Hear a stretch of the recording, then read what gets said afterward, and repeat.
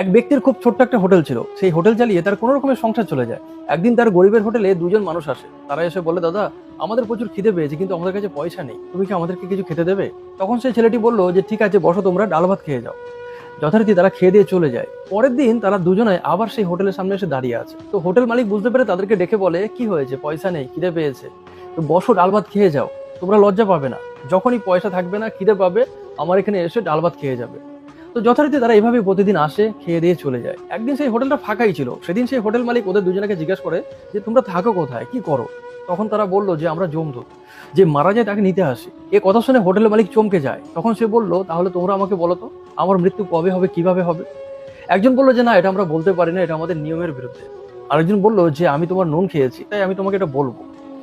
তিনি বললেন যে তোমার মৃত্যু হবে বিয়ের পর বউ ভাতের দিন, যখন তুমি তোমার স্ত্রীর ঘরের দিকে যাবে, দরজার কাছে পড়ে তুমি মারা যাবে, এটাই তোমার নিয়তি। এ কথা শুনে ছেলেটির খুব খারাপ লাগলো। তখন সে ভাবলো, যদি আমি বাঁচতে চাই তাহলে আমাকে জীবনে বিয়ে করা যাবে না। কিন্তু সে বহু বছর ধরে একটি মেয়েকে ভালোবাসে, যার সাথে তার বিয়ে ফাইনাল হয়ে আছে। এখন সে নিজের বিয়ে নিজেই ভাঙার চেষ্টা করছে, কিন্তু মেয়েটি কিছুতেই শুনবে না, কিছুতেই মানবে না।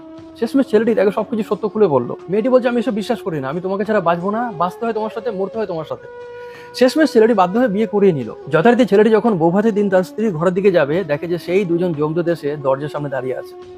সে তখন যমদূতদেরকে বলল যে আমাকে একটুখানি সময় দাও, আমি আমার স্ত্রীকে সান্ত্বনা দিয়ে আসি। তাদের মধ্যে যে দয়ালু ছিল সে খুব কাঁদছিল। সে বলল, আমাদের কিছু করার নেই, আমরা আমাদের আদেশ পালন করেছি, এটা আমরা তোমাকে করতে দিতে পারি না। যখন ওই ছেলেটির সঙ্গে যমদূতদের এভাবে কথাবার্তা চলছে, তখন মেয়েটি ভেতর থেকে সবই শুনতে পাচ্ছে। তখন সেই মেয়েটির মনে হলো যে আমার স্বামী আমাকে যা বলেছিল সবই সত্য বলেছিল। তখন সে কাঁদছে যে আমি যদি তাকে বিয়ে করার জন্য জোর না করতাম, তাহলে আজ সে বেঁচে থাকতো, আজ আমার জন্য তাকে মরতে হবে। ঠিক এমন সময় ঘরের পেছনে জানলায় কেউ একজন বারবার করে ঠকঠক করছে। মেয়েটি উঠে গিয়ে জানলা খুলতেই দেখলো যে একজন মহিলা দাঁড়িয়ে আছে এবং তিনি হামো করে কাঁদছেন। সে মহিলা বলছে, মা, আমি দুদিন ধরে কিছু খেতে পাইনি, আমার পেটে একটা বাচ্চা আছে, বাচ্চাটা না খেতে পেয়ে মারা যাবে, দয়া করে আমাকে কিছু খেতে দাও। তো তখন সেই নতুন বউটি ভাবছে যে একটু পরে আমার স্বামী মারা যাবে, আমার ঘরে এসব খাবার দাবার কোন কাজে লাগবে, যা আছে জানলা দিয়ে সব খাবার সে মহিলাকে দিতে থাকে। এমন সব সেই মহিলা তাকে জিজ্ঞাসা করে যে কি হয়েছে, তুমি কেন কাঁদছো? মেয়েটি ভাবে যে আমার স্বামীকে যমদূত নিতে এসছে, আমি তাকে কি বলবো যে আমার কি হয়েছে, আর বলেই বা কি হবে। মেয়েটি তার কথার কোনো উত্তর দেয় না। যাই হোক, ওইদিকে ঘরের সামনে তার স্বামী যমদূতের সাথে কথা বলছে। এদিকে ঘরের পেছনে একজন ক্ষুধার্ত গর্ভবতী মা এক মুঠো খাবার মুখে দিয়ে বলছে, মা, আমি জানি না তোমার কি হয়েছে, যাই হোক তুমি ভালো থাকো, সুখে থাকো। দ্বিতীয় মুঠো খাবার খেয়ে তারপর একটু জল খেয়ে সে বললো, তুমি তোমার স্বামী সন্তান নিয়ে 100 বছর সুখে বাঁচো।